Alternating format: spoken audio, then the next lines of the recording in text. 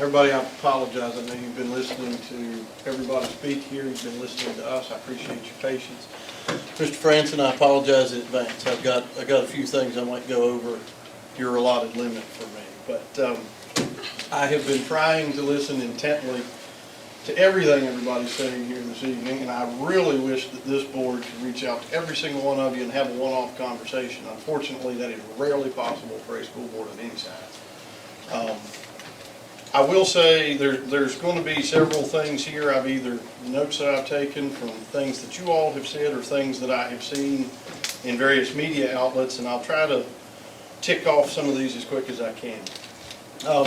First and foremost, September 12th of 2022, we had a speaker come before us here who spoke tonight, and that speaker said that they had a long list of questions and concerns. And of course, we invited them to do, as we've invited you all to do, and express those concerns. But as it related to questions that needed answered, what the board said was the most efficient way to kind of parse through that was to simply put it in email form and send it to us. Send it to our clerk, send it to us as individual members. 8 months and that email's not here. And that would be the most efficient way. I dare say there had to have been something in all of those questions and concerns in September of 2022 that is still relevant here today. And maybe there are some things that we could work through on a building level, on an individual level, hallway level, whatever the concern was. I dare say that we could have probably made progress in those areas, but we weren't. That's water under the bridge at this point. But just in light of that, we'll try to do this in the fashion that has been presented in front of us. We have mentioned politics. I've heard that bannered about in the public. This is a school board meeting. I'll toss out a few definitions, but I hate to inform every single person in this building right now is participating in politics. Every single one of us. You're either advocating that we do something, you're either serving like we are, or you're just a citizen, you've been here to listen, but that's still politics. When you leave here this evening, you will talk about what we have talked about, and that will be politics on a certain level. But that's not the sort of politics I think that some people will accuse others of being. The politics that I think has been bannered about that we have done is those activities characterized by artful and often dishonest practices. And I can tell you as somebody who has been a part of this process from the beginning since I joined Covington City School Board in 2018, was part of the Joint School Services Committee, and then now Vice Chairman of this board, there has not been artful or dishonest practices as it relates to how we're going about the execution of this merger plan. And it is, as some of my colleagues have described. We sat down, we and as the Joint School Services, but all four bodies independently sat down and came to a compromise that was more than 40 years in the making. The usage of Covington High School as Covington Middle School itself represented a compromise in those historical discussions. So it's just important, as Mr. Wright gave us context before we had all of our speakers, I just think it's important to remember that. At one time in the discussions of consolidation in this area, the folks from the city of Covington said, we want our school to be the high school. If that can't be, we don't want to talk to you. And then that changed in 2019, and we began to have discussions. And the question we asked ourselves then was not which building is the greatest and prettiest and the one that we like the most. What we said was, is doing this consolidation now in a building that, up to some of the recent feedback here, I think a lot of people concerned would have said that building was at least adequate. You may not have liked it, may have been built long ago, whatever your quabbles were, but no one, including educational professionals, and that's important to point out, as Mr. Wright alluded to earlier, teaching professionals, architectural assessments of that building. So we understand, as Ms. Morgan alluded to earlier, given that there was politics involved in this, as it should be. If we don't have that type of politics in this area, we're not moving forward, guys, at all.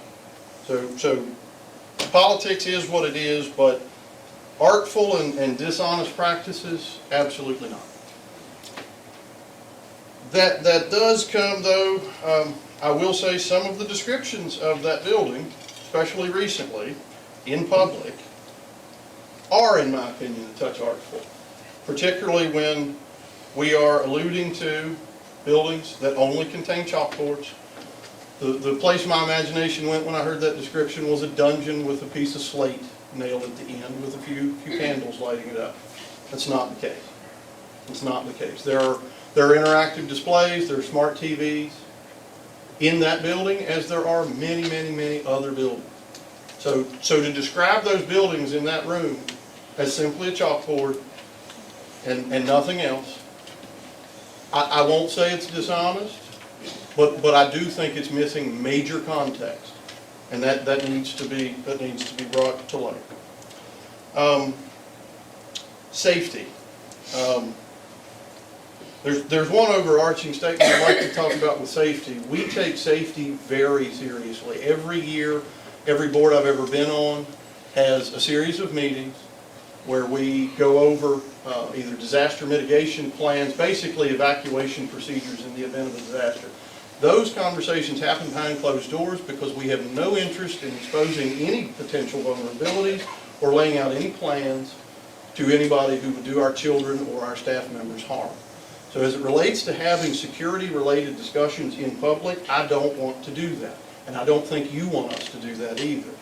I will say, as it relates to the entryway at the future Covington Middle School, there is a school of thought that says there are two doors that you must go through there. And the current building flow, if you will, the current standard procedure there is if there is an unidentified person that gets to the second door and they are buzzed in, the school resource officer goes to meet them. And if the school resource officer is not available, there is an administrator or someone in the office to go and shepherd them to where they need to go. So again, the characterization, the mischaracterization, that people can just walk right in, make themselves comfortable, have a seat somewhere is not true. And it never has been. But this is the type of thing that where we're having comments out in public and they're missing context. And again, I apologize, I'm going to try to go through some of my notes here. Experts involved in the process, superintendents, educational professionals on the subcommittees. This was not, the initial motivations, the initial discussions were in fact political, but once we got in, particularly after we voted to consolidate, most of the political stuff stopped and all the educational professionals started collaborating. And that mostly started from the top down. As far as Covington High School and its capacity, or Covington Middle School next year, it's projected to be at 83% of its capacity. I cannot go through news reports to find lists of schools that are operating over 100% capacity, but I am proud to say we'll have exactly 0 of those in Covington and Alleghany County. ADA compliance, that has always been, from the time I was on Covington City's board, my time here, ADA compliance has always been something school boards are concerned with, and there's always things we can do better to that end. We know that. I think most school boards could say the exact same thing. What we expect as a board is when we have different handicapped folks that are either visiting, attending, working, that we expect our building level professionals, our administration I should say, to accommodate those folks as best as we can. And if it requires board level appropriations to ensure further ADA progress, then I don't think we have no votes here just lining up ready to do that. It's a simple matter of the building administration identifying where there may be rubs, rough spots, adapting as Ms. Morgan suggested. We had heard comments about the Promethean boards. Just to clean that up, a little tiny IT issue. Again, we have interactive displays at Covington High School today. Those will remain in Covington Middle School. They are a different brand than what is currently in Clifton Middle School. I have not operated them. I see some facial expressions, but I am described that this is similar to Ford versus Chevy, Apple, iPhone versus Android. So there, I'm sure, is a different user interface to these devices. And I am sure it will require a certain level of familiarization. But again, it is not as if they're not comparable in some way, shape, or form. The IT, don't need to call you out, Joey, and others, but from an IT standpoint, if we mix match these technologies, this Ford versus Chevy, that will cause them more issues as they're troubleshooting different issues that teachers have. So that's an IT level decision that honestly this board never considered whether or not to take the Promethean boards where they went. We also, as I should add, we have elementary classrooms that have 0 interactive boards. So for the time being, those Promethean boards will be filtered out through the elementary schools as we can. And that's exactly the plan that we have there. I heard some comments about required classroom sizes, and I think that's just a little bit off. Department of Education does not require classroom sizes per se. There are recommendations. And there were, in the architectural assessment that was cited, there were some comments about, I believe, off the top of my head, lab space 8% smaller than what the DOE recommends. That is an important distinction. There's a difference between recommendations and requirements, and that needs to be realized. I've heard a lot of discussion that Clifton Middle School is a new school building. Clifton Middle School is a new building if I am a recent high school graduate. I graduated high school in 2000, and that I'd like to think that wasn't a long time ago, but it kind of was. What I can tell you as somebody that works every day in a building that was built in 1998, right on the precipice of a lot of major systems that need to be renovated, overhauled, worked on in some major way. So there's a honeymoon period with brand new buildings. And most architects, building people, engineers and things will tell you between 20 and 30 years is when that starts. So the idea that we have a brand new facility that will require nothing from us if we move away, that's not exactly accurate either. A couple more here. I'm almost done, Gerald, I promise, I swear. The history, this has been mentioned at least briefly before, the history of this consolidation efforts. Again, I need to underline and italicize the fact that what we eventually arrived on was a compromise many, many decades in the making. So there seems to be some suggestion again that the politics was just to appease this person or that person or to curry favor. No, we were following a very linear line of discussion that predated every single one of us, but for one reason or another we kept picking up in the same place that we left off. And again, that is politics, but to move this area forward, I don't know of any other way we do it. Last, I think, but hopefully I didn't miss very much, I have tried very hard throughout the entire consolidation process to keep my comments, my actions, everything that I have said and done focused on what I'm doing, my job as a board member. And I listened at various points where people would tell my colleagues that, well, I don't know why you're saying or doing these things. I don't know why you have an opinion. You don't have a child in the school. I do. I do. I have a freshman at Covington High School, and I have a wife that works in the office. If there are security concerns there, that concerns me to a very great degree. And the idea that I would support a plan that I thought put my wife in jeopardy from a safety standpoint, or my son, my daughter will be a rising 6th grader. So a lot of these problems and concerns, even from a building flow standpoint, they will follow me home if we have them. I assure you. I assure you. And I do not want to make the wrong decision. As Ms. Morgan suggests, we don't have a crystal ball. We can't see the future. But that brings me to my last point. It's a little bit more overarching.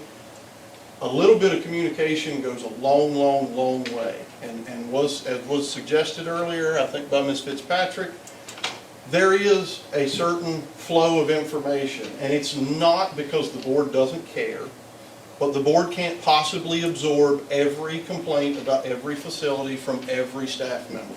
We can't do it, guys.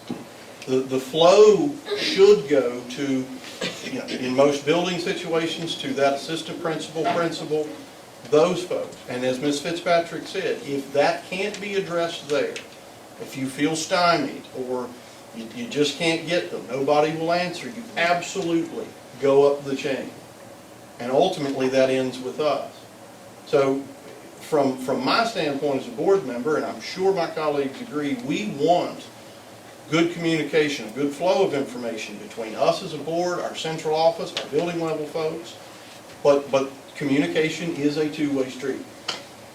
And I hope some of you that have these concerns on the building level, particularly as it relates to traffic flow in buildings. I've heard comments tonight about the design of Clifton Middle versus Covington High School.